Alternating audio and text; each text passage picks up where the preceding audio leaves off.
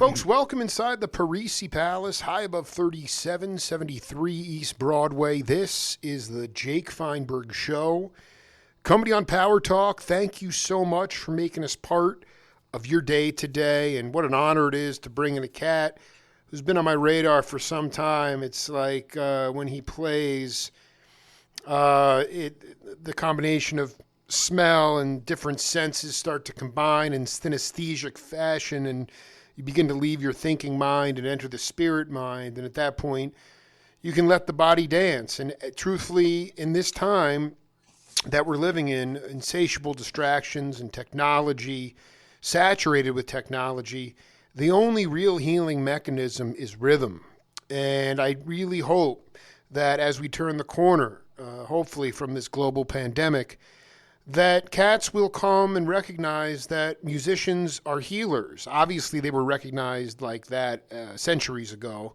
But we've gotten into this sort of strata of pay to play for the door. I'm talking about younger creatives. And quite honestly, it's made me question whether our society, at least here in the West, still sees a musician as a viable profession. I got a chance today to speak to somebody who's been doing it for really the last 45 years, really playing with a myriad of cats, some older than him, some of his peers, and obviously now today he gets a chance to mentor younger cats in percussion as a keyboardist, piano, and drums, a prolific musician who's played with all sorts of iconic characters. Gary Husband, welcome to the Jake Feinberg Show. Oh, it's a real pleasure, Jake. Thank you. It's an honor. No, it's wow. Really an honor, man. I wanted you to talk about in your travels and just in your sort of when you're on the road playing music. Do you think that people come up to you and consider and talk to you about how they heal you, how they heal them rather through your rhythm and music?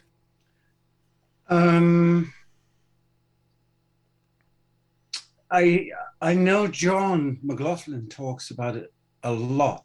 All I can say, I mean, I've read this point of view. I've read different musicians. Mm-hmm. You can say no. It's okay. I just to me, it's like you guys, your band. I don't know. Yeah, I mean, it's like when I go to live music, I have descarga. I have like a spiritual discharge in my head, and it's like a healing force. I mean, I know Albert Ayler had that album "Music as a Healing Force." Maybe the better question is, for you personally, has it kept you healthy and alive and vibrant music? Most definitely. I was listening to an interview narrator Michael Walden did with John McLaughlin just recently. Actually, just the other night. Yeah, totally. And in it, he brings forward a story that I've heard him tell before, where in the very early days of meeting Zakir Hussain, they went to give thanks to Ali Akbar Khan, sure, Sab, absolutely, who had he was either responsible for them meeting or whatever it was, but they had gone to see him and play for him, and during that meeting, Ali Akbar Khan reportedly said to John, "Music saved me." Wow. And and stuff. You know, when you read things, I mean, there are people as eloquent and poetic as you, Jake. You know, and believe me, I've been following your interviews and listening to your amazing introductions to cats, all the cats, man. And you come at this with a lot of not only the poetry and the eloquence, but your knowledge is great. You know about this stuff, and the cats that you're interviewing know that about you, and that is a very special thing to pick up on every time I hear one of these interviews. You know, and it's very special, Jake. It's not common, you know. No, thank you. First of all, Gary, I want to be very clear. I you know what it is? I don't even know it. I feel it. I can feel it. I know you That's the can. thing, because I'm still just a young wee lad. I'm turning 44 next month, and it's like, Oh, well, and I don't have a basis or foundation in music theory, but it's like, dude, I mean, I'm serious. Like, again, the cats have given me knowledge over 11 years and a couple thousand interviews. Like, clearly there's stuff that's stuck in my brain, but I yeah. really get off on you guys in some ways, I get off more on the musician than the music itself, because you guys are Mm, really transparent conduits in the best when you can get out of your own way. I mean, and for my generation and younger, yeah. that is a big struggle. Maybe we can I'd like to ask you about how I mean, you were born in 60, but you were Hmm. probably on the bandstand in your teen years, I'm guessing. And I just wonder Yeah. if you can talk 16. to younger cats, especially, and I mean, it's an ongoing process, but how you learned to get out of your own way, essentially your ego, and recognize that in the conversation on the bandstand, you could become a conduit for the music if you were able to get out of your own way. Hmm. Um, I think there's a lot of validity to that, Jake. Absolutely. It really, if you read Bill Evans' wonderfully Hmm. eloquent writing, Hmm. and he was a very eloquent fellow Classic. in terms of the spoken word and also what he'd write, and he explained jazz or the process of improvising or being spontaneous in music as not an intellectual process. And this was very fascinating. I mean, we know it instinctively, but when you hear it from him or someone like him, you see from someone else's perspective, they're delivering that knowledge, and it's something you feel and something instinctively, as I say, that but it isn't a thinking thing. um, this is the biggest battle I have, and quite a lot of people that I regard as sort of kindred spirits in music and music performance, um, is to this thing you say, the getting out of the way, um, but also to turn this off. Absolutely. We're not. I mean, there are a lot of very amazing musicians around, some of which I hear thinking a lot. I hear thinking and judging where they're going to put like a killer lick, or where something can really kind of like, light a fire, and in which way that it's done. And Yeah. this is all thinking stuff. Right. And I can see it on their face, and I can feel it in the music sometimes. And it's not a put down at all. I wouldn't diss anybody. It's just it is a comment on something that I purposely tried to avoid, and always have done, if the truth be told, um, is just to be totally in the moment. And I mean, there are enough. If you wanted to really think on the bandstand, you could drive yourself crazy. I mean, you know, in a band like John McLaughlin and the Fourth Dimension, come on, we're Oh, playing 13, we're playing 19, we're playing 7, we're playing 5s, and I'm keeping Tala in Indian style for all the rhythmic events. That's a big responsibility. And then the next moment, I'm thrust into playing in A flat minor or something, and I'm right. playing a Oh my solo, and people are depending on me to be that, to deliver something. What are you going to do? What statement are you going to make? And that's all I have in terms of what I know about being on the bandstand. That's the only thing I know. It's the moment, and I am discovering the whole thing is taking me as much by surprise as it would anybody listening. And it can be said that well, a lot of things can be said. This process, Well, let me ask process you. I of want to go back to the Evans yeah, quote, because this is just, and yeah, I just want your opinion on this, because you really grew up at a time, came of age at a time when, I really have a hard time with the word jazz, because Gary Husband and I could walk down the street in mm, London somewhere and ask 20 people what the definition of the word jazz is, and we get 20 different answers. So the idea is that it's all music, to me, you still came up at a time when the language of the music that we love was not codified. It wasn't in the academy. It wasn't part of this intellectualization. It was still a street scholar music, blues, jazz, R&B, whatever you want to say. And and I just and going back to what Evans was saying, that it's not an intellectual exercise, right? No. And what you're saying really is, I think a lot of musicians struggle with the thinking on the bandstand because that's what's taught in the academy. That idea of being on the bandstand and not having time to think, basically having your rudiments and your foundations together, but really just relentless sets, night after night after night, getting humbled, sometimes falling apart, getting back, but just having opportunities, gigs, hopefully. Don't you think that's, I just hear a classicalization of, and I'm talking about modern improvisational music. I guess that would be considered jazz.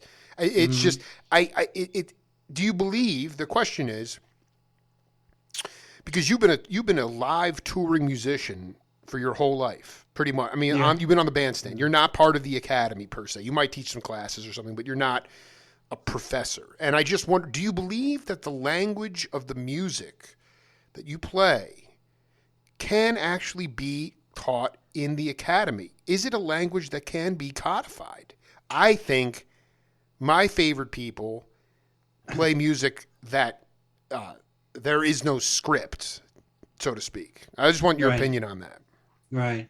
And my point is that I think that Bill Evans's comment is so instructive, but unfortunately, a lot of people come out of the academy believing that you have to be in your thinking mind because that's how they've been taught. Well, it may be an answer or a part answer to the question, to quote Bill once again, maybe. Yeah. In this fabulous DVD that he did in the 60s with his brother interviewing him, and it was called The Universal Mind of Bill Evans at that point. And it wasn't a discourse. It was a very, very intimate conversation. He and his brother were very close, and you could really feel that. But his brother Harry was asking him to demonstrate just, a key change, basically, a modulation in music. You went from this key to that key. And a lot of people might wonder how you actually architecturally, technically, or in terms of form, or in terms of voicing, did that. And he said, well, I could tell you, but if I told you, I'd take the whole mystery out of it, and I would deny you the privilege and the exaltation, the wonderment of discovering it yourself. And I thought that was just the most amazing thing to date that I've heard in so-called jazz academia. I came through classical, and I had enough academy. That's right. You did, but that was really young. Yeah. You got it out of your system when you were young. Yeah, I did. Yeah. Well, she, the piano teacher, she got me out of her system basically because, No, but the bottom line is that I don't know, with all the distractions and the technology and the material is so available today easily, if people have the patience to wait for the wonderment. That's the beauty of, that's what Evans was talking. It's about not having everything available for you at your fingertips, which is what we have today. You have to be pretty disciplined. Where in the past, you go back to his generation, Kenny Burrell, Donald Byrd, those guys were transcribing off of records. The schools were in people's apartment buildings. They were jamming in the basements and stuff. And I'm not trying to be preservationist.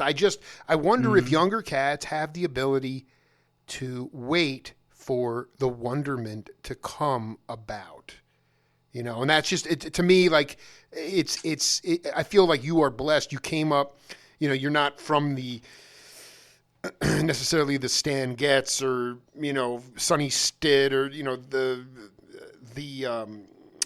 that generation, you're a little bit younger, but you still felt and were able to experience that street scholar approach to learning this language, you know?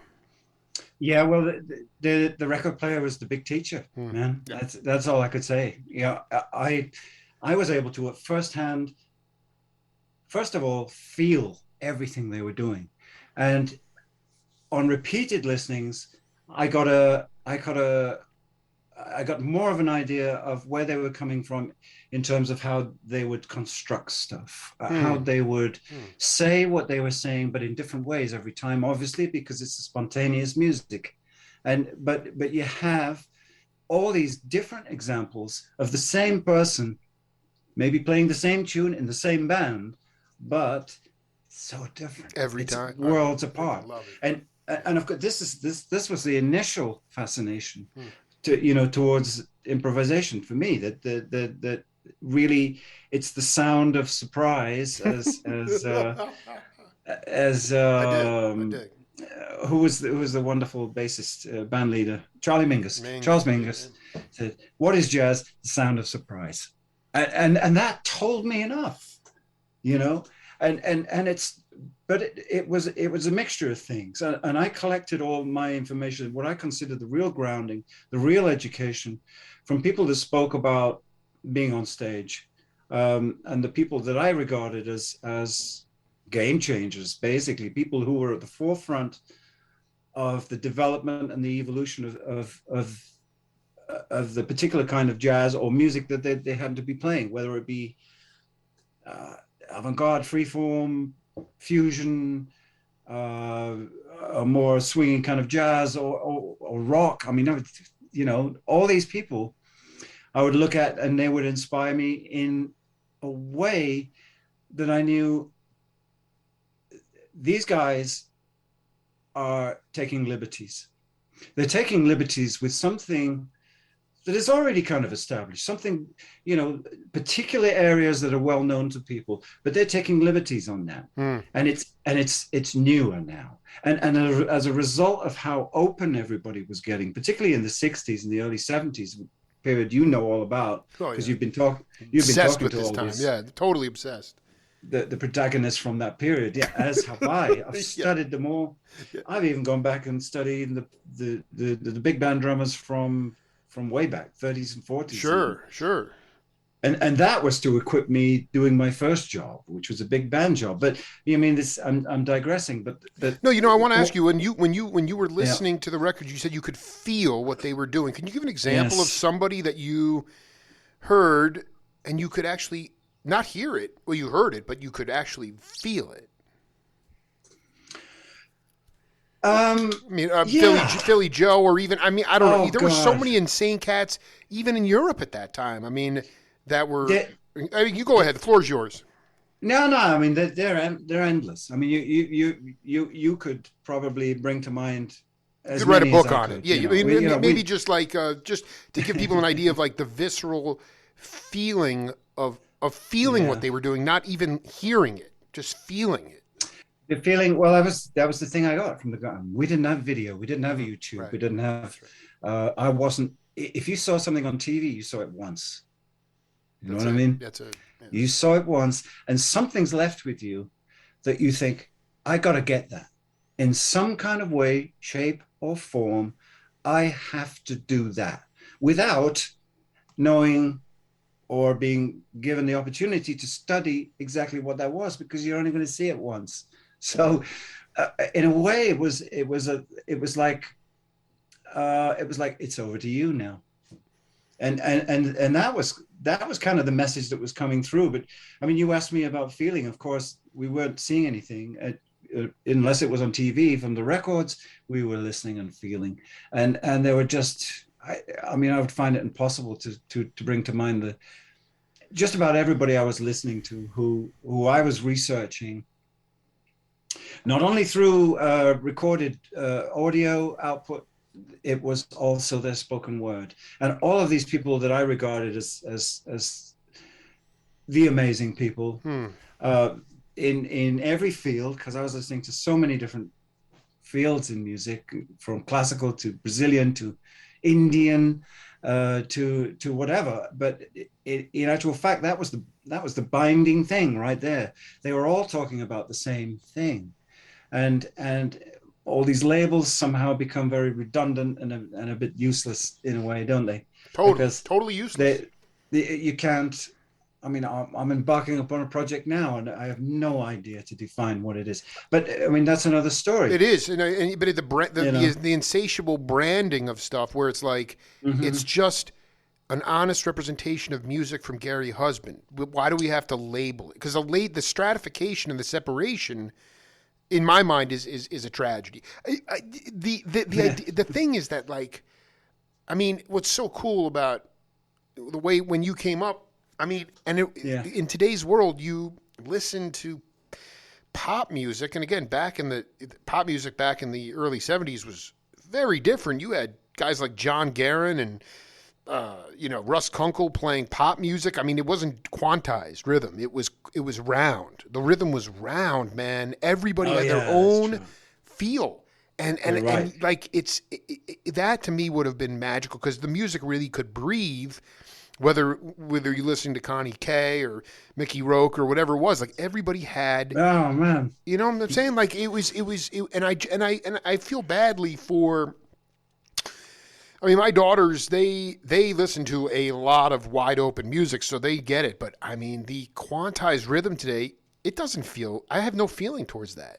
It's computer based, right? And you were hearing real human beings, albeit maybe Yeah. one time you could play the record over and over till the needle fell off, but it was round rhythm, and that is the magic, man. Yeah, it really was. It really was. And this really enabled expression in its fullest sense. I think what you're Individual talking expression, about. absolutely. And when you heard drummers play, there was this bendiness. But contrary to a lot of attitudes and unspoken attitudes now, Mm. there are people playing, fabulous young people involved in rhythm right now, and their pocket and their time is unbelievable. Absolutely, dude. There are some badass. I mean, no Oh doubt, God, yeah, no yeah. doubt. And it's unbelievably exhilarating and very exciting to hear somebody who's so tight on that level. But I am looking for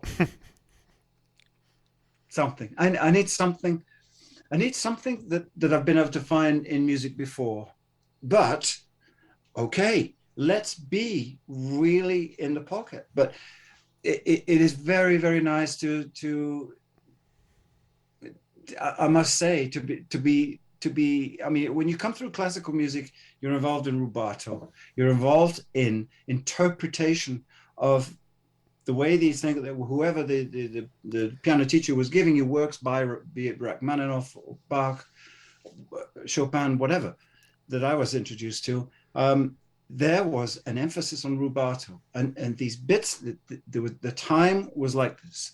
The time was connected somehow, and all part of the expression, so that it would rise to something. Mm, It would turn this mm. corner, and it would come down a little hill, and then it would suddenly start growing again, coming up a more gradual hill, and you'd feel this in the music. Mm. This, and it was part of the poetry. It was part of the trajectory of these amazing compositions I was introduced to first and foremost through classical piano. So I was really well versed with that, and I didn't mind it at all. If people say, "Hey, man, you listen to the first track on so and so's live album. I mean, the tempo is just going up and up and up. I mean, what were those guys thinking?" I'm going, they were in it. They were So rocking, man. it doesn't bother me. you Right. know, And, I'm and, and I mean, into it. dude, that's the thing is that when maybe the better question. This is a good question for you. Is that Mm. when did you realize that imperfection was perfection as it related to individual expression? To me, some of the greatest things, I mean, you don't want to be sloppy, but some of the greatest pieces in music history, whether in the studio or even on the bandstand, subtle mishaps or clams or whatever, Mm-hmm. and they Mm-hmm. make the tune. Frankly, because everybody is on the same frequency, and they go with it, you know. And to me, Yeah. did you have, you know, that's what I'm saying is that what we've really been talking about is that the music is not that precious. It's not. I mean, it's brilliant and it's ecstatic, but you don't have to play it perfectly. You know, Mm. what I'm saying is, to me, there's more of a spiritual burn when you're going for it. Like you just talked about, you know, people critiquing the tempo of what were they thinking? They Yeah, were. you know. I mean, did you get to a point when you early on or whenever when you just were sort of like, um, I'm treating this too preciously. I just have to burn. I just have to go for it. I have to play beyond what I know. Was there any kind Oh of seminal moment God, like that? Yeah. it was continual, Yeah. and I used to do. I mean, really, the only way to relate to the way I feel that I significantly learned Mm, was through the audio recordings of the people that inspired me, influenced me, and gave me license to move I ahead did. in this bold way. Mm. And all of these people, Jake, every single one of them had conviction. And they were all about this is it. And this is what it is, you know. Yes. And there could be conflict, there could be stuff going on between the drums and the bass, or somebody loses the form, or somebody's a bar out. And it didn't matter. It didn't matter because they find each other. You know, it's like these boats on the sea, and they say, "I'll see you in a minute. I'm sure we're going to arrive at the same point in a minute." And you would, and somehow it just comes together, I know. and both boats are together again, and you feel you feel. I mean, I thought I felt all of that. You know, I mean, I don't know what perfection is. I have really no idea of.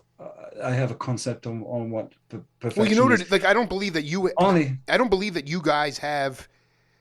The great Gary Bartz told me. He said Mm, if you have music stands on the stage, that's a rehearsal. Miles mm. and Train McCoy, they didn't have sheet music. I don't believe the Fourth Dimension has sheet music on the stage. No, no, So they you don't. do have to We take don't. that leap, which is petrifying until you realize that it's exhilarating when the boats come back together. To me, it's like the magic of it all, and you've become. It is the forever journey. But what in your mind? What are some of the antecedents or the ingredients? I'm just asking you to talk to cats who are a little bit more, who've been basically Mm, taking instruction from a conductor maybe their whole life, and they're really sick and tired of it, and they want to hmm. express themselves, but they're petrified of going fishing. At some point, you got to cast that line. Well, What would you say? I mean, it's okay to fail. It's okay to fall on your face. What would you? I mean, talk about the antecedents to yes, getting to that. yes, it is. It is. You know, I mean, because we've all seen interviews or written word from Miles Davis that said there's no such thing as mistakes. That's You right. know, okay, you know, and in a way, I can see exactly what that is, because if that what's I have to kind of look inside a comment like that. So what does that actually? What is that explaining to me? What is that making clear to me? Hmm. And what I think I'm learning by that is the fact that um, you can you will become so much bigger through who's the jazz musician who said the definition of jazz, another definition of jazz. I dare you. Have you heard I anybody say dare you. that? I've never. I don't know. I Yeah, don't know. I love it, man. I think that might have been Wayne Shorter, I dare you. and There it's are no typical. wrong Yeah, notes. You know, no, the I dare you. So fearlessness, but the fearlessness and the courage and conviction. the Yeah, that's courage right. and this with the conviction. Yes. It's like Yes. yes, and I will do this, and you feel in your intuition. This is the silence here. Uh, but I want to creep back in. No, I don't. And you're making these kind of, I don't know what they're not. They're definitely not thoughts. They're pieces of intuitive guidance. Kind of almost intuitive reactions or something. Yeah, kind of. And it's, you know, you reaction's talk the about wrong healing. word, but yeah. Anyway, Yeah, it is. Yeah, it's also but you just like talk. it's like the conversation. Like, oh, I'm going to be a little more quiet right now. It You know, is. that's the thing.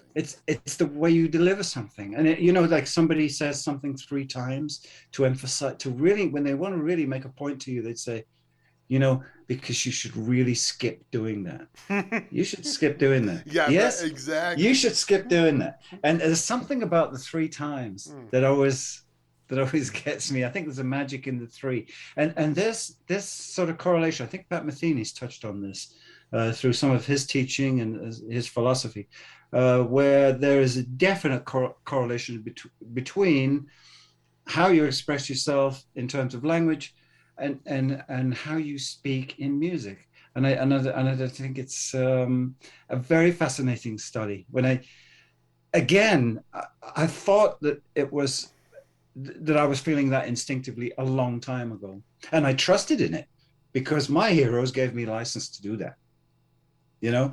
But when I read Pat saying it, it's like, God, my God, that's true. It's true. And the way you feel, you can be a musician without much of a vocabulary at all. You can speak with not too much of an involved uh, mastery of a particular language or something, Right. but you can make just the smallest phrases mean so much and say a lot. And depending on the way you say them, or maybe if you want to say them twice or 3 times, they have a particular power in the way that they are conveyed. And I think it's exactly the same in music, Jake. I really do.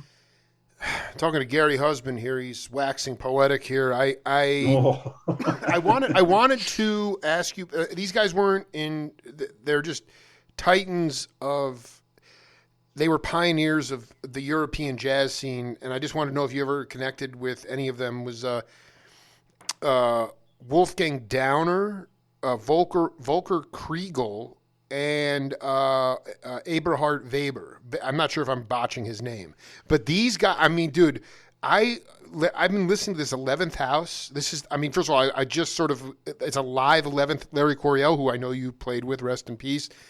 They're 1973 at the Jazz Workshop in Boston, and I mean, it's only about a 6-minute opening piece. My face would have completely melted away. I can't believe people are like giving these very polite golf claps. They're burning through this thing, and Larry's like, that was a piece written called Yin by Wolfgang Downer. I'm like, that is the most. Can you talk about the influences? I know you played with some of the older guard. Did you cross Yeah. paths with any of those cats, or just who were some of the seminal European elders that you were able to actually have a conversation on the bandstand with? I've worked a little bit with. I'm familiar with the names, of course, Eberhard Weber for Weber, sure, yeah. but I never met him. And the second one, I thought I recognized the name. The first one, Wolfgang, was it? Wolfgang Downer, yeah. Well, he was a Wolfgang German cat, Downer. yeah. Yeah. I mean, this Yeah. husband was still a bit just a wee child in the early Yeah. Yeah. but I mean, these Yeah. guys were as badass as anybody in the States, man. And Volker Yeah. Kriegel was playing. I know Johnny knows him. I mean, he was playing sitar and electric setting. Anyway, you can Wonderful. Yeah. talk about the. I guess the best thing about it is that the masters. Who were the masters that you got to play with when you were younger? Um. Well, you know, I mean, they consist of a number of people, one or two in particular, who Hmm. who have made some records, but are very that are not known at all. There was one guy, Steve Topping, who's my oldest friend, a guitarist, Wow. Wow. and a composer. But we used to just do drums and guitar, and this was a very kind of experimental point in our life, and a lot of my original the roots of my own sort of playing voice were coming about, not only the roots of the playing, it was the roots conceptually, because Totally. that's Love so this. yes, that's so important to me as a musician. How far are you willing to cast your net? You know, how many times are you willing to say I love you? You Yeah, know, I know. and and how oblique can you make that? How can we present that in such a way that it'd be impossible for anybody to ever know what that was, although they wouldn't know why or how you were saying it that way. I mean, it just begs these questions you never find an answer to. But a lot of my development, for instance, was done with as I say, this one guy who's a little bit known, but really not to what he should be. And there were a number of people I was getting introduced to by the United Jazz and Rock Ensemble, because I was working with Barbara Thompson, Sure. a saxophone player in the 70s. And through them, I became familiar with some of the people that were involved in that organization. A freeform sax player, tenor player called Christoph Lauer, who actually ties into the NDR big band connection, which I'm still involved with today. Wow. So the music has a habit of sort of reoccurring in kind of new ways through the same people, but sometimes not, just connections to those people. And Jochen Kuhn is another one. This fabulous artist of piano, dude. I mean, yeah. That is heavy. How did you guys connect? We connected. How do we connect? That's a good idea. Sorry. Actually through Christoph Lauer. We were doing a concert, and we had a trio together with Michel Godard, the French tuba player, and drums, and far out tenor sax. I mean, this trio was just. I mean, it was something else. It had something to it that was just its own. I mean, it was, you could put your hands up like this, and it would be doing it. I love it. And it was really, really a very, very inspiring musical situation to be in. And one day we played on the same bill as Jochen Kuhn, and he was there, and we met. And years later, played on the same bill again with him while I was with Alan Holdsworth, and this kind of cemented the thing. You as musicians, we're very lucky when we can get together on these fantastic festivals, because this is where we learn to, not just about making connections, but you actually make discoveries that you're not able to make outside of not having got the opportunity to play the festival. Absolutely. And they hear you, and you hear them, and you also have the advantage of this personal interaction with them, which is very, very important in the whole kind of way a musician gets ahead, and how he or she conducts he or herself in front of and manages to get to the attention of whoever they want to get to.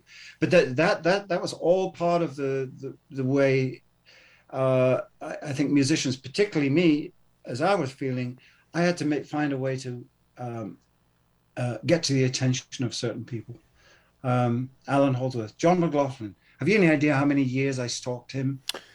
I mean, he's been stalked. I mean, you're not the first one. He's been stalked. He's been stalked. But I mean, yeah. Well, let's save that for. I want to get into that stalking situation. But we have a game on this program called Name That Voice. I'm interested, and not so much whether you could identify the voice, but pay attention to the content, and then we'll come back and break it down.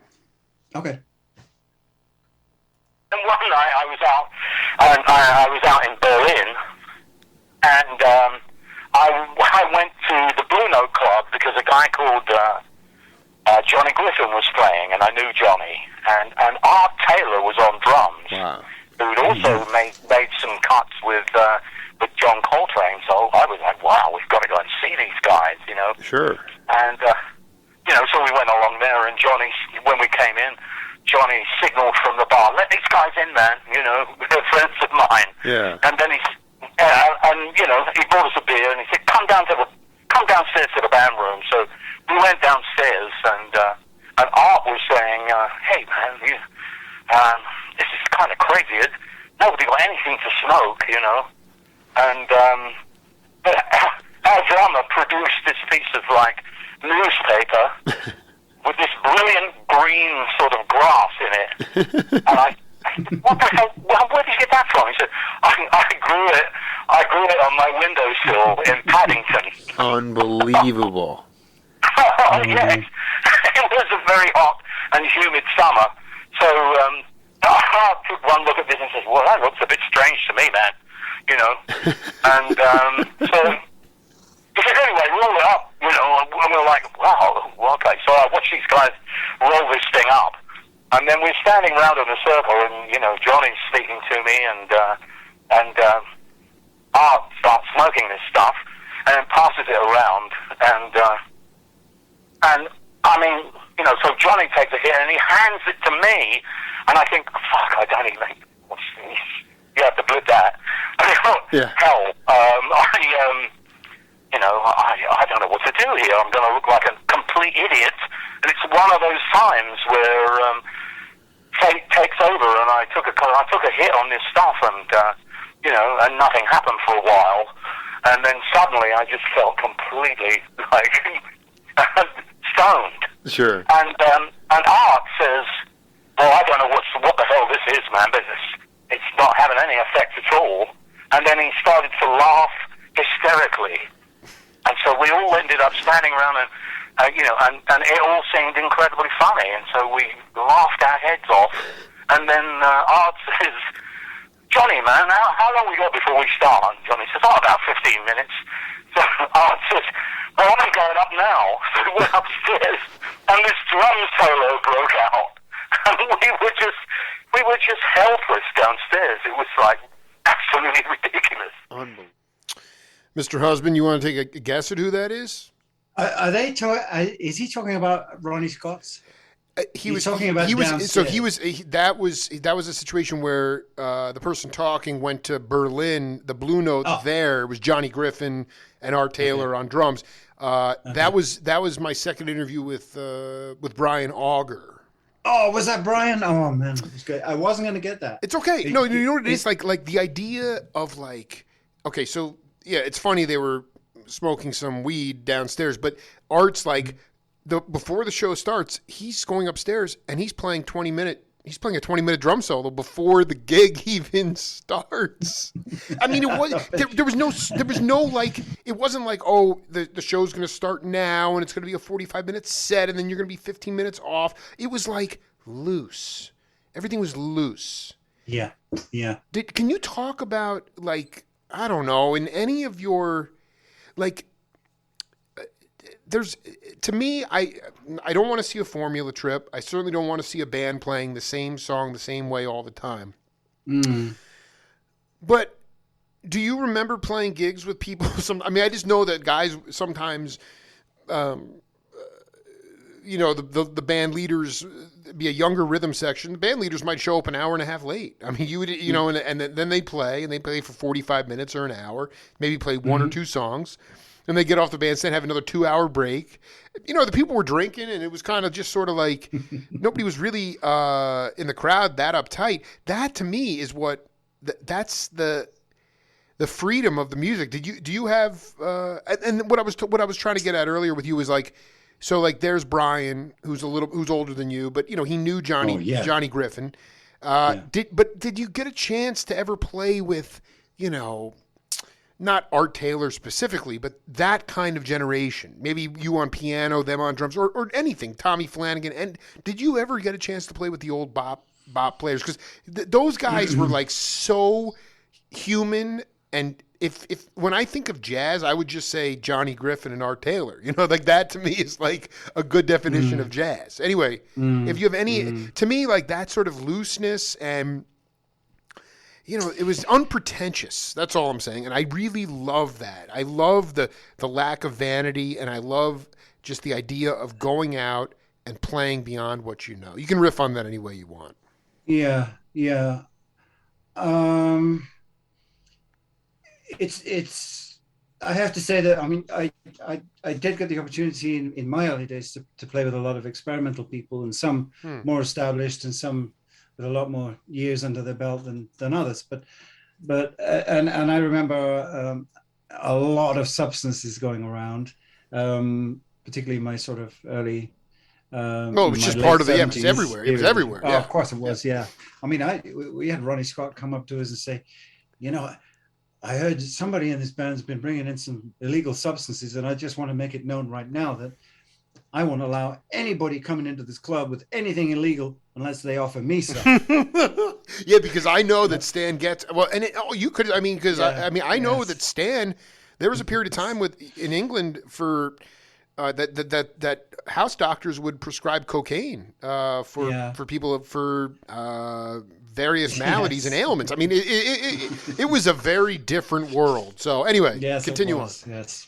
It was, but I have to say my playing experience with those, I didn't get a chance to play with half the people I would have probably taken. If somebody had invited me on stage, I would have done it, because Right. I was, my world was all about adopting this conviction, walking with it, talking with it, being it as a musician, and without that, I would be forgotten in 5 minutes in that world back then, man.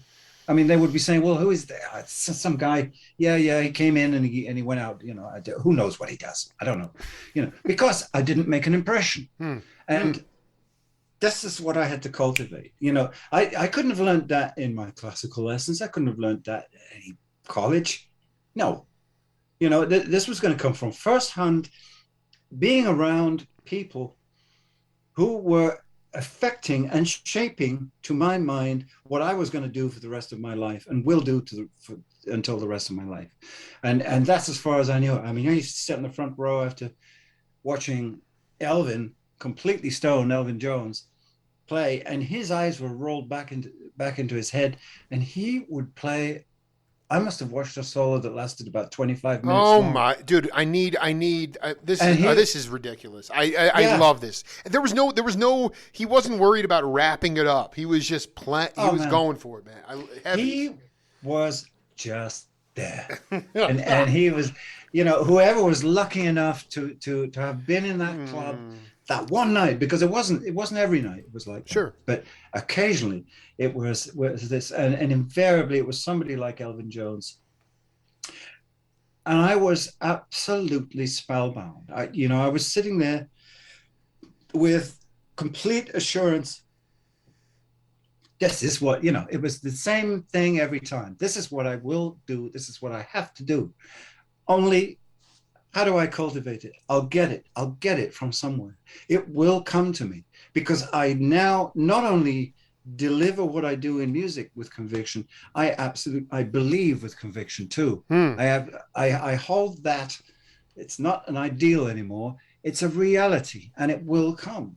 And all these things, this conviction is more than just in music. It was in life, and everything that affirmed that was taking place when I saw a performance like that with Elvin Jones or something, and I just happened to go on one of those nights, and he was just. I mean, there was probably about 16 people in the club. it's always the way it is.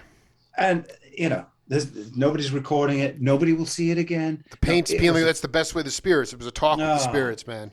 Yeah. I mean, can you talk about I want you to talk about this delineation between conviction being an ideal and then phasing into reality.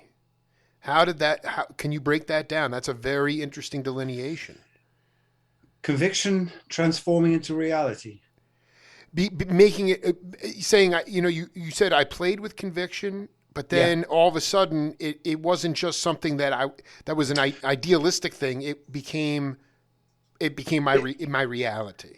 It became real. It became part of what, because I mean, how do you split yourself from what you do anyway? Right. As a person, you kind of play what you are. How many years did I work with Jack Bruce, for instance? He played exactly how he was. I mean, you couldn't get any more Jack Bruce. Right. It was just him. That's how he was as a person, and he played exactly that way. And when out of all the greatest musicians that I've had the fortune to meet and some to play with, it's been that way. That the people are so commonly just.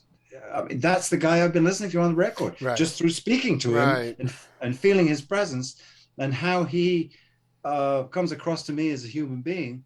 I hear his music, and I thought that was just the most magical and all-telling thing. I mean, that let me more than I could ever find out about anywhere else. It was just the experience of being. But I knew, just getting back, sidestepping a little bit. Of course. I knew I had to find or cultivate a kind of personality that got through to people so that they'd remember. Otherwise, they're not going to think, as I say, who was that guy? He just came and went. Doesn't matter. He's gone now. Right. And right. I wanted them to remember. And how was I going to do that? How was I going to have the nerve to say to somebody, I want to sit in? I mean, for a young musician, that's a hell of a thing to do. I mean, that's a hell of a breakthrough, particularly if you're doing it for the first time. Oh, I mean, that is, well, can you talk about when you got that moxie together and then not only sat in, but made an impression when you left and they were like, what's that cat's name? Husband? What? And then the point is that they may not remember what you said on the bandstand conversationally, but they remember how you made them feel. Is there something along those lines? Well, yeah, there were a few occasions where I did have the audacity to go up to musicians and say, I'd love to play with you. Can I sit in? Can I sit in tonight? And I'd give them this. They're like, oh, and they're going, yeah. Well, maybe. What do you think? And sometimes it would come off. Just through having that. Because I don't want to. I spent too many nights walking out of these clubs and thinking, God, if only I'd done it. If only I'd asked. I could have been up there right now. Steaming with these guys, and my. In some way of thinking, my life could change course by this, and that's, I believed in music to be a power to such an extent that it was life changing. Every single experience that I went through and still do, every single playing experience, recording experience, whatever, composing experience is life changing. I'm humbled. I mean, what can you say? That I'm wearing a badge right now called "Only Music Can Save Us." Well, that's kind of what my intro was about. I feel that way very strongly. And rhythm and vibration, really, more specifically. And non-verbal. Yeah. We don't need any more litigious stuff. We don't need any more verbal communication. No. We just need rhythmic vibration, full love.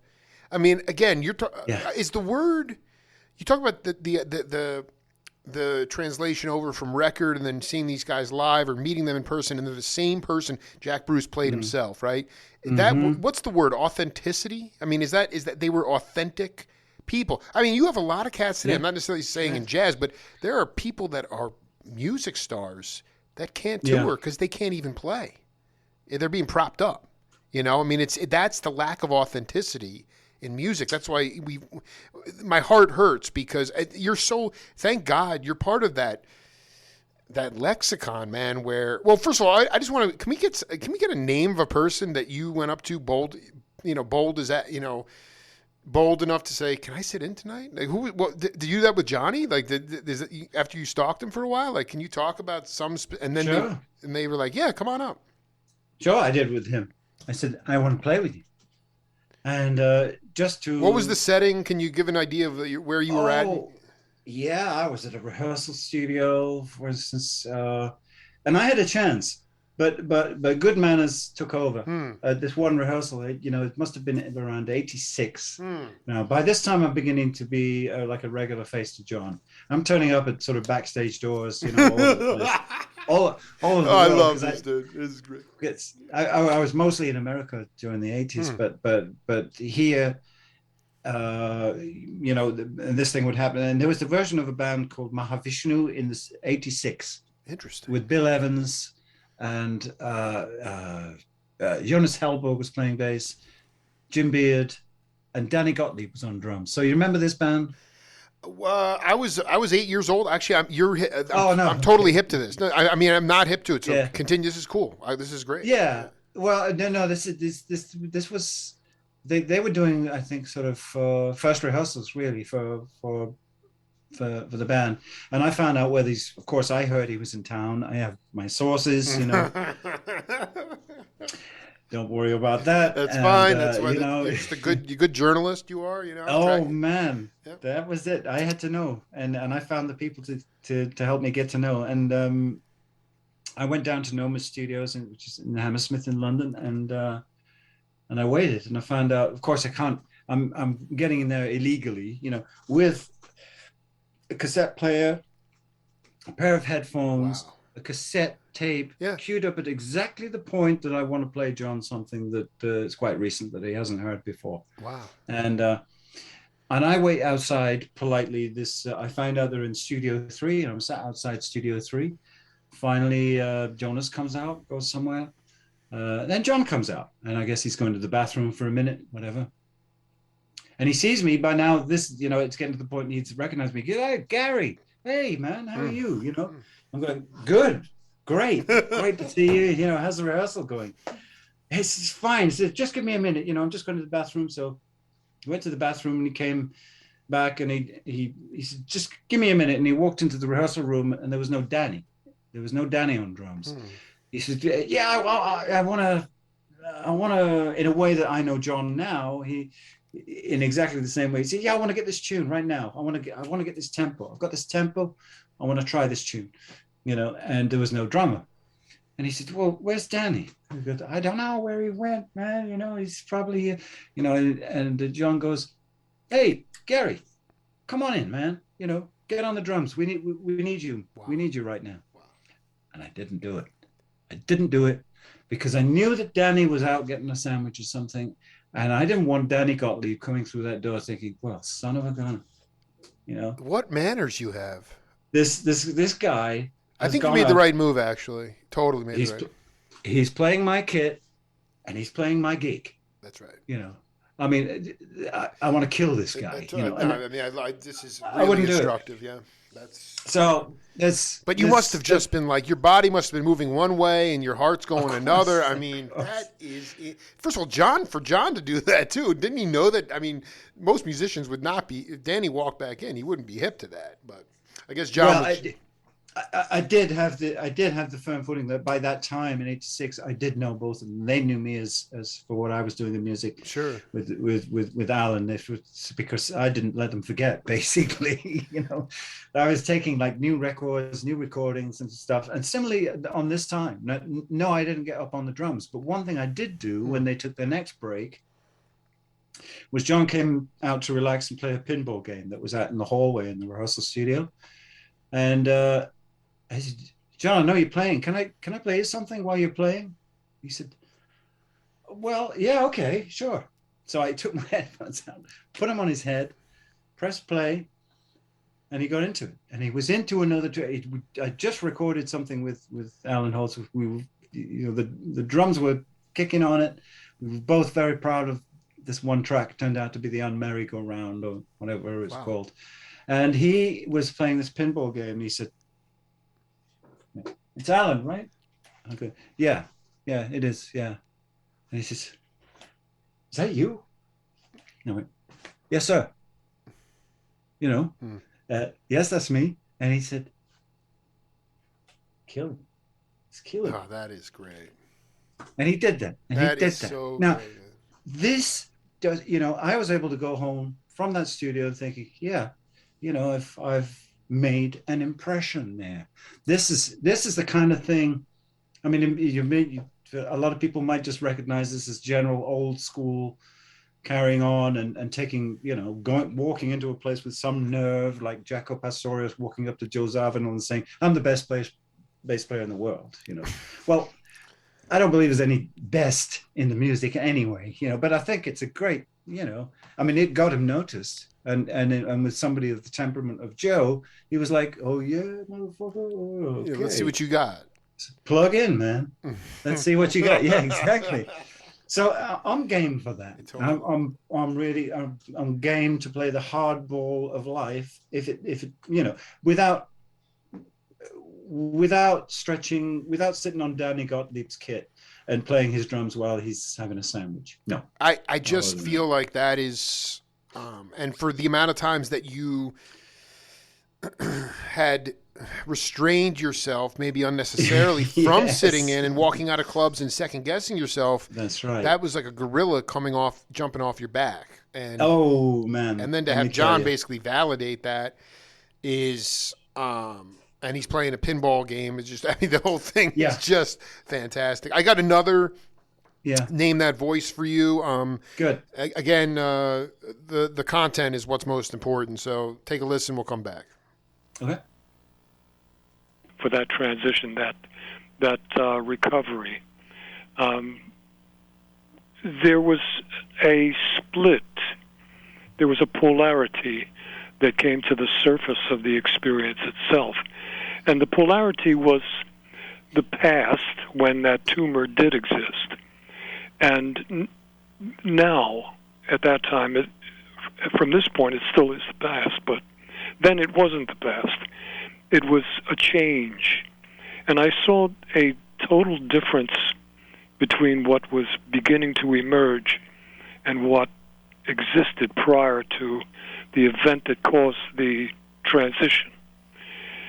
And what was beginning to emerge had certain faults in itself. And one of the strongest of them was the lack of retainment, the lack of memory. Mm-hmm. And because of that, I had to really focus more on the moment than depend on expectations of something that I thought should be there. That's when change really began to take place. And I began to focus more upon pleasure of the moment, the simplicity of now. Had no disruption, no distraction by thoughts that came from the past, fears of something that might happen in the future. The only thing that really existed was in the now. And was the birth of that realization that turned into a perspective that became the issue, became my priority from that point forward, and still is to this day. It comes down to focus upon the moment and the pleasure of life itself. Mr. Husband, oh, wow. you want to take a guess at who that is? What a wonderful speaker. I mean, and let me just be I want to be very clear. He was, rest in peace, him and Johnny only met in passing one time. I asked John about him. They shook hands one time, but they were blow for blow the two badass. With Coriel, and I don't want to leave anybody out, but that cat. Do you want to take a guess at who that was? Yeah, I was about to say Pat Martino, maybe. Ding, ding, ding! You got it. Okay, got it. Thank God I gave you an opportunity. And Pat was referring to, and maybe that gave it away, was he had this aneurysm that he was in locked wards. He had headaches in the 70s while he was still cranking out all those amazing albums on Prestige and all that. And he was having these debilitating headaches, and they thought he was depressed. And at the time, our psychotherapy hadn't really evolved so much so that they put him in locked wards. They gave him electric shock therapy. And then one day in 1980, it got so bad, he went to the hospital and they said, well, if we don't operate, you have a tumor the size of a pear behind your right eye. If we don't operate, your brain is going to explode. So he flew back to Philly. They gave him the operation. He opened his eyes, and there were people staring at him, and he didn't know who they were, and it was his parents. He had forgotten how to play the guitar completely. He had to relearn everything. 87, the return of Pat. I think he made an album called The Return, and he went on to just blaze another incredible trail of mind-melting music. I asked Gary Husband, because I'm still focused on this and really trying to, I'm not trying to do anything, because I think that if you're trying to do something, it's not going to work per se. That is, I don't really have an issue dwelling on the past, but I do have a projection issue about the future, planning, wanting to control things or jumping ahead, rather than what he was talking about, the simplicity of now. And when you're talking about having to hold a band together, people are counting on Gary Husband in the fourth dimension in so many different ways. And yet there is something incredibly complex about all these different time signatures and feels and rhythms.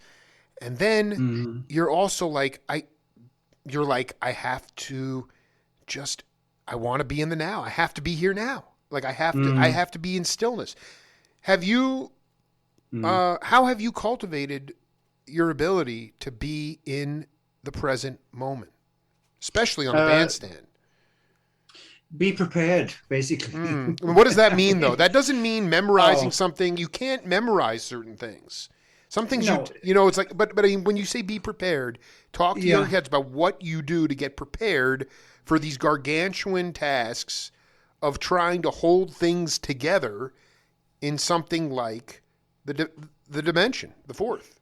Well, I wouldn't really presume to take responsibility for holding the band together. I think I'm John sorry, takes you were care of talking about that. before about the whole sort of but your roles though, your role. My role. Yeah. Well, I mean, Elvis. We call him Elvis. We call him Elvis. Etienne Mbappe, the bassist, Elvis, I love it. refers to me as the musical director in the fourth dimension, which in a sense is something. Yeah, people, Absolutely. they're looking to me for.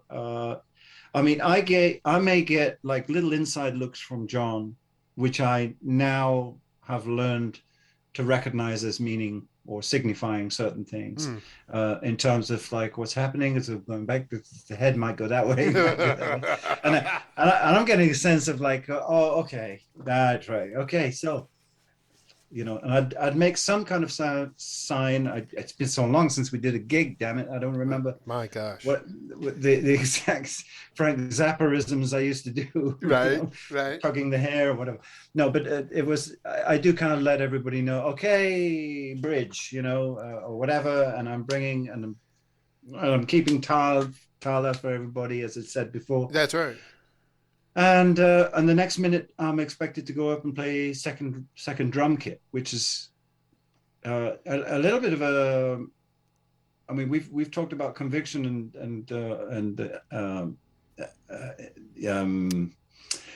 what do you call it? Confidence. To actually, I'm now going to walk up and play alongside a drummer who's red hot and has been red hot for the last 45 minutes. That's right. Playing this music. And I have to now, after playing keyboards, go and play the drums alongside him and be this. We get into conversing on the drums, basically. We do a whole stretch twice in the show, usually. And double drums you're talking about, yeah. Double drums, yeah. And I love it. And I'm coming from keyboards, very, very different physical application and mode. And I have to go up there and sound and feel like I've been playing drums all night. Now that is, I will admit that is, I think sometimes I achieve that better than other times, but it is an incredibly hard thing to do. It sounds like a Herculean task, and actually, quite honestly, like my anxiety. Yes. I mean, you have to believe in yourself, man. I mean, you have to. Exactly. I guess that's all I'm saying. That is Herculean. Yeah. Yeah, it is taking it to the most extreme proportions. Yeah, I know this self-confidence is like knows no bounds, and I'm fine with that. I'm aware that that's what it takes, and it's always going to be that. All these years later, I've been convinced all along that is the key, and I know that if I fall off, I have enough. There's another word we can bring in to the experiences people have through having gone through a good many years doing this, and that is experience. Wow. And it's the same kind of experience actually we're using and finding out about and cultivating to a much different method, doing remote recordings now in COVID, for instance. Absolutely. And we have to continually find these areas in which we can be proficient. No, it's not good enough to just be proficient. You have to be able to almost second guess things that you're hearing on the earphones. Whereas previously, your previous experience and your whole sort of experience up until this point of something like a pandemic such as this is when you're playing on the same stage with somebody and they're just across the stage. You've got the advantage of visual contact and you've got like words too, you know, if you can Sure. decipher, if you're good at lip reading. With John, we have a lot of very strange movements and stuff. We Yeah, like never know. little ballet moves or dancing on one foot or, but yeah, I mean, I get, it's just, I just want to go back to the double drums thing. Yeah. Do you at least, do you put like an image of, you talked about Elvin's eyes rolling into the back of his head. Do you sort of put an image in your mind? How do you get into, I guess going back to what Pat was saying, none of that stuff matters. Like whether the drummer has been cooking for 45 minutes and you're playing a completely different percussive instrument in the piano and you got to get up there and somehow sound like you've been playing the whole time with him. How do you stay? Is that the time when you are able to be here now, so to speak, as Ram Dass would say? It's yes. It really is. And right from that moment, as I'm running, and I am usually running from the keyboards, from the keyboards don't to trip, the drums, man. and and I have tripped a couple of times, and then jump onto a rostrum where there's a kit of drums. I mean, it's all very kind of old school, kind of, hey, what a spectacle. I kind of like it, dude. I kind of like it, yeah. But it's I kind of like it too. Yeah. I mean, it's been a real trial by fire to do that. But you realize this experience word can really reveal in you answers to things, or reveal a way to an answer to something like, what can I do when I first get up there? Because all I'm hearing is the drums going crazy from Ranjit Bharat across the other side of the stage, and it's a high tempo. All this is going on, and as soon as I get up there, I have to take over. So what do? What can I do? Well, we have this thing of maybe someone shouts at you, but you don't have to yell back. You can say something actually quite quietly. I dig. Oh, man. Or not say anything at all, and you give them a knowing look. This can say something so much more powerfully than they just, you know what, you're such a pain in the ass. Why don't you just shut up? Absolutely. You know what I'm talking about? Absolutely. And I know you do. I know you do, Jake. And so I use this. I use these notions. I'm not thinking about it, but I will hear that rhythm to say, what would I most like to hear now?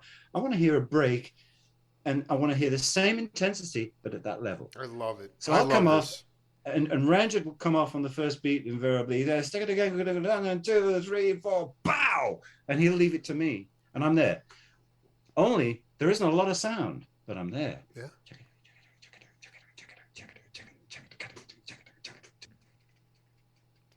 And people, as his cymbals are dying away, they're wondering what's going on. Oh, the keyboard player's playing drums. Oh, the dynamics, and it's so beautiful. Yeah, and I'm doing this thing, and I'm whispering this thing, and then I'll bring a little accent in. And just introduce some little dramatic effects. Try to place them really nicely. Breathe, take my time, and try and develop it. These beats come more and more often. I start developing a little bit on the kit, and this builds into something else, and then I start sort of rising in intensity. The volume comes up, and I'm starting to sort of like really hit, and I'm getting an overall impression of what some shape is, just through being there, as we're talking about, and just following a notion. I love it. It's so that's so in the flow. That's it. I mean, on the best nights, you're in the flow, yeah. And that's it's great. And the feeling you get, you say, well, Jesus, it felt like we couldn't do a thing wrong. No, it's like, I think you add like 10 years to your life every time you get that feeling. I mean, it's the most beautiful. It's eternal. It's an eternal. It's timeless, man. Yeah. Do you even with the trust? I'm not even with this specific drummer, but are you able to like, if you feel like the other drummer in any situation is fighting with you, are you, through your own patterns and rhythm patterns and dynamics, can you diffuse an argument? Have you learned how to diffuse an argument so that no one's the person's not yelling at you, or you're not getting reactive to the argumentative style. To me, like that's a big challenge. How have you learned to cultivate that? Because sometimes, like the best case is you get up there, the guy finishes his break, and then he sort of comes down, and he's going to give you this space to create. But sometimes they're not sensitive, and they're just bashing away. Yeah, that will happen. Yeah. And how do you disarm them in the most cosmic way? I'll think about my favorite Formula One drivers and watch boxers, and think about some of the famous fights and some of those incredible moments where these people, beings, these geniuses of Muhammad Ali, Joe Frazier, those guys, Joe Frazier, man, and they're throwing his moves. You see something coming towards you, but it doesn't materialize as being there. This is a whole other, the illusion of it. Yeah, and these are much stronger. And these kind of call them what you want, tricks, methods, or whims, or whatever, the things that intuitively come to them through their knowledge, but through their in the momentness, and of course the natural greatness. But and they come up, and you realize that you could diffuse something like that with a look and not a punch that hurts. I love it. A ghost note. I love it. Yeah. Ghost note. Yeah. I could bring my hand up here to play a drum and boom, or something. And he's gonna, what the, and he'll come back with more furious, like, really? Is that all you get this kind of, is that all you got? This kind of macho thing sometimes. But I like the challenge of really coming back in an untypical way, and I love the fact that people get to participate in that, because you hear people talking after concerts sometimes, and they go, "Did you see the way they were thinking? He was really trying to wind him up, and he would not go with it. He would not go with it, And they see this. I love that the audience actually see that. Most of the times, musically, the audience may not know that you may hit a wrong note, but they can see the antagonism. Yes. And the going on between the dynamics of the musicians, yes. And you wouldn't get goaded into it. You figured out a way to make it work, or the turbulence, smooth it out.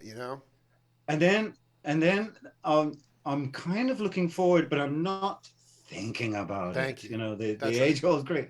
I'm not thinking about it, but I know that I want to strike him with lightning at some point in that thing. and it could be. Yeah. And it might even be that I would drive something to such an intense level and then grab it away before it even manifests. You're freaking. I love this like stuff, that. Man. It's this. There's an art. It's so far beyond just the application of music. There's an art to, and like you said, your forward motion is the music, but you're not thinking about it. You're in the spirit mind, and ultimately still trying to dance on that kit. You don't want to, you want to do subtle things that is going to disarm that person who may not be listening so much or bashing away. And I just feel like, it's the equivalent to a pitcher in baseball. They don't have to throw 100 miles an hour. If they are changing their arm angle on all their different pitches, it's going to people are going to be out in front. People are going to be caught off guard. People are going to be behind the pitch. And then you have them, then that's when you can drop the lightning on them too. Oh man. And if you just fall on one of those, it's the knockout punch, moments, right? The Muhammad Ali. Yeah. Oh man, and that's it. And you feel not only I'm not going to call him my opponent, because this is music. This is absolutely, but no, there's a fight though. There's clearly a struggle. It's a struggle. It's a struggle. It is. We're hey. And there's that kind of stuff going on. It's a part of drums, for God's sake. It is drums in so many ways, but for it to materialize in ways that people don't see coming, and not even your fellow player, is quite a joy. And I think I only that saw is it the just most other. beautiful story. I mean, that's one of the Yeah. best stories I've heard. And it happens even with people that you love, right? I mean, it happens with Oh people, God, you yeah. know, like it's just, because people, the authentic cats are expressing their life. And if they had a crappy day, and they just are bashing, I don't know, Yeah. it's such a fine line. To me, it's really, it all encapsulates what we've been talking about, which is just individual Us. expression and then ultimately keeping the conversation together. But if you have the audience coming up to you and talking to you about how you wouldn't take the bait, I think that Yeah, that is so righteously, amazingly cool. And I think I th- it's really the ultimate. Um, I think it's the ultimate level of cosmic consciousness on the bandstand is to be able to well, diffuse this stuff so it doesn't fall apart. God forbid. yeah, and the communication and the communication of all that to people who are not only spellbound with like what's going to happen next, you know, or they are intrigued by what's going on musically. They are intrigued. They might come away and say, "Yeah, we went to a jazz concert tonight, but I don't know anything about jazz. You know, it sounds like they're making it up as they go along." Uh-huh. Yes, that's it. Absolutely. You Spontaneous know, improvisation, but they you got a also are point. treated to some theater. That's I right. love it. And they It's get ridiculous. they get to experience a level of communication between musicians who do this to and have hopefully been doing it to such a degree where this can sustain some kind of lasting uh, effect on a listening public. Anybody who wants to take part in the music, they can really feel something by an episode. Some of that is not something that materializes in the way that they would expect. It doesn't necessarily have to rise to a grand finale. It can kind of disappear out the back door, you know, with two guys looking kind of rather cockily at each other and saying, Yep. for another time, I did. please. It's Me and just you. leaving people wanting more. Really. I mean, in some ways. Oh man, that is great. You know, I mean, Gary. Yeah, go ahead. we come off doing those double drum things. The band immediately hits as soon as I come back to the keyboards. Anyway, it goes bang, you know, you know, and it's the complete sort of out section of the piece, the composition, invariably. So we always have the benefit of knowing that. You know, Yeah, right. we do know that this piece ends very strongly. So that's another thing. That's another part of your time at home working Preparation. with the music. Preparation. Yeah, that you just nailed it. Yeah, that's right. You're You know the that cheerleader. the rough seas could maybe they'll end smoothly, but even if they don't, we're still going to go back and hit and scream when I get back to the keyboards. That's exactly it, and we kind of know that, and we take liberties with You that. don't need closure. Big You don't need liberties. closure, but you need drama. No. You know, Yeah. and you get people to you touch their hearts. I mean, Gary, you want to do part 2 next week? Are you around? You want to do Sure, set sure, 2? I'm Because good. I just feel like this was so cosmic, Yeah. but we got so much Yeah. more to do, man. And Yeah, it's such an I'd honor, love to man. do. Yeah, no, it's great, Oh, man. I had man, such an it's, electric time, man. Yeah, I had a feeling I'd really get on with you. I knew it. No, I and I don't really actually did. don't know the fellow personally who reached out cosmically and tried to connect me with first Richie Byrack and then Gary Husband. But God bless this guy who connected us finally on Yeah. email to put this Yeah. together. And I believe very strongly that even if one person hears this and is inspired to go out and be fearless and prepare and have conviction, and then then we've done our job. Period. I think so. You know, especially if I could testify to the fact that no, I didn't, and probably would never have learned that in a school. But Thank I you. would have had, Yeah. you know, No, and the whole other thing is that you have amazing characters, amazing musicians that are older than you, who are now they're now in the academy, and they really can't honestly talk about what's wrong with the academy because they don't want to bite the hand that feeds them. You understand? Like they're getting Yeah, and it's a major issue. So yeah. we will continue on, my friend. It was such Okay. a freaking honor, Gary Husband. Thank you, my brother. Thanks, Jake. Yo, Yeah, man. I'd love to do it again. Yeah, we will. No, I'm we're good. going to do it. We'll do set 2 next week. We'll be in touch. Okay. Yeah. Much love, dude. Great pleasure. Bless you, man. Thank you. Bye. Thank you, Jake. Bye.